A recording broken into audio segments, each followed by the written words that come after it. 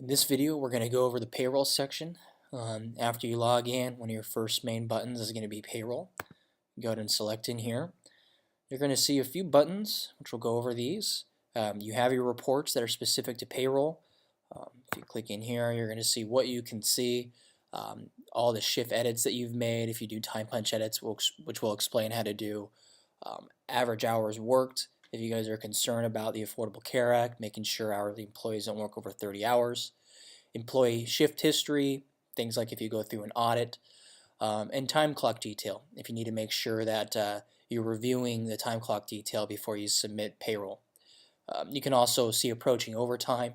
However, you can also view this in your NCR Pulse app, which I highly recommend. Back here, you're also going to see worksheets. We don't have access to this, so you don't have to worry about it.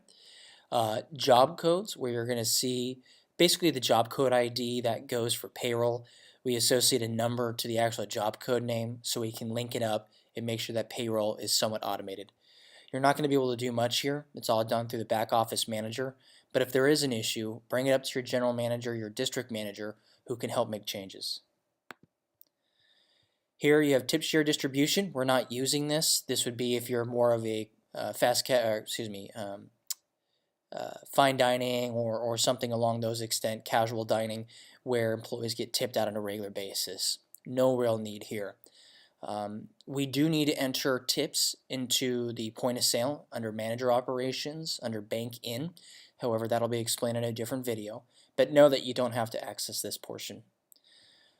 Next is employees. When you click on this button, all it does is bring you to the employee section, the maintenance, borrowing, transfers, central, and the reports. We have further videos on that if you need more information, but really it's just a launching pad. The last button in here is shifts. This is where you're going to go in and modify shifts. The only people that should have access to this is the general manager and the assistant manager. Did not give shift leaders the ability to modify time punches at the current time, mostly due to make sure that we only have a few people that can make those types of changes. So when you come in here, it might look somewhat like this, no information for the current day. If you need to modify a shift for somebody you know, you can come up here and do display shift information and pick a particular day, let's say yesterday, and you're going to be able to see all the people that were on for that day. If you click on one of the column headings, it'll sort it for you so that way you're only looking at those particular employees. And those, if you want, you can actually just click on worked, which will show you only the employees that worked. It's a pretty easy snapshot. And here's where you can go in and make time punch edits. Go ahead and double click, which will bring it up, and you'll say, okay, well, somehow they were edited. You can give the reason. Maybe they forgot to clock in or out, or there was a manager adjustment. You'll put in the name edited by based on your user credentials. And you can always print a confirmation report, but this is where you're going to make the individual edits. If you need to make more, you just come down here and you can make multiple edits. Maybe they forgot to clock in and out for their break, and they forgot to clock out of their shift, so you had to make 2 edits for the day. Things like that.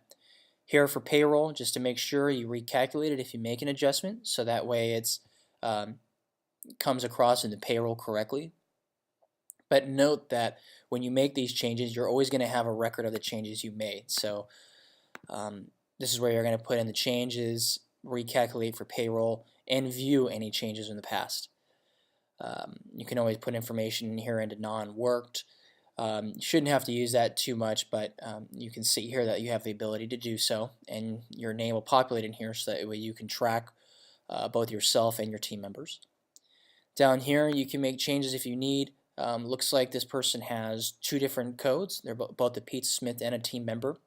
If they clocked in under the wrong name and a different pay rate, you can come in here and you can change the code to make sure that they're getting paid at the right rate. And this is really where you're going to be making adjusting shifts. Now again, you have your ability up here to make multiple shift adjustments if you need to, but this is the main table. If you make adjustments, there will be a save button. You can save that button and then go and export payroll. If you need information on how to export payroll, we do have a video for that. And if there's any issues with the actual employee, we have videos for employee maintenance. And that pretty much wraps up the payroll section. Again, shifts to make time punch edits, review your employees. Employees brings the employee maintenance section, which we've reviewed before. Job codes, tip distribution, worksheets you do not need to worry about. We either don't have access to the module or it's only available in the back office. If you have further questions, reach out to your general manager, district manager.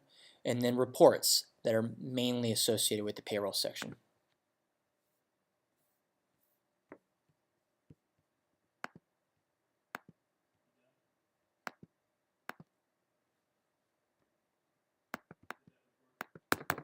It won't stop the video.